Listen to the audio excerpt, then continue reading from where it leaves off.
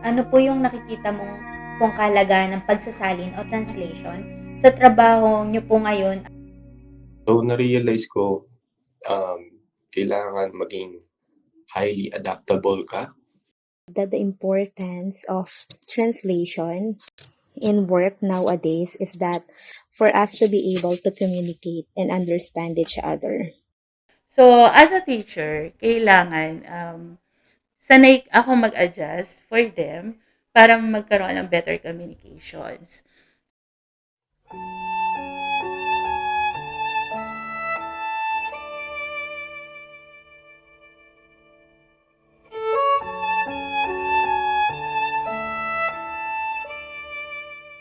Maaari po ba namin itanong kung ano po yung pangalan niyo and yung kurso pong tinapos? I'm Brian Armilio. I graduated as Bachelor in Science in Information Technology. And my name is Melanie Clemente, and I am a graduate of Bachelor of Science, major in Computer Engineering. Miss Irish Valdevarona, graduate ako ng BS Mathematics, major in Computer Science. Ano po yung realization niyo po about po sa paggamit ng pagsasalin?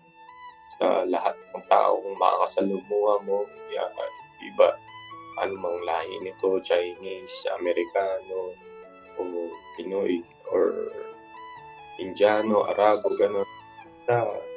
Marunong ka mag-adapt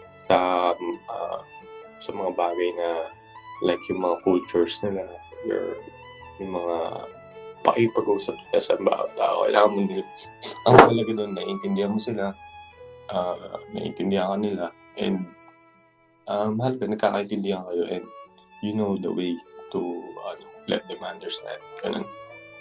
But then my realization about using translation nowadays is that it's very crucial and vital for us.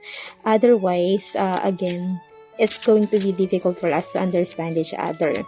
So imagine if translation is not important, so why there is a lot of translation application that is available online.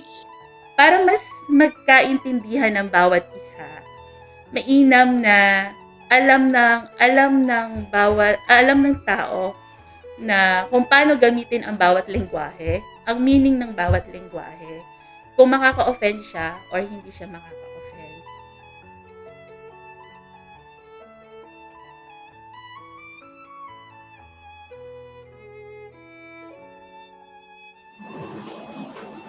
Sa pagtatapos, napagtanto namin malaki ang posibilidad na nagagamit ang pagsasalin sa simpleng pakikihalubilo sa mga estudyante at kapwa natin. Isa sa mga madalas na problemang kinakaharap ng aming kinakapanayam ay diskomunikasyon. Dahil sa kakulangan ng kaalaman sa malalalim na salita at wikang kinalakihan ng taong kinakausap.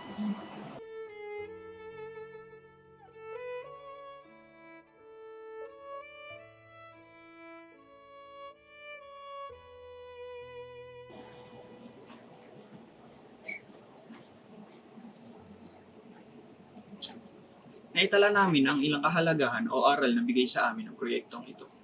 Ito ay pagsasaayos ng salita, pagkatuto ng ibang lengguwahe, pakikinig ng mabuti sa kausap, at pagbibigay interpretasyong tumutugma sa salita at kilos ng taong kausap.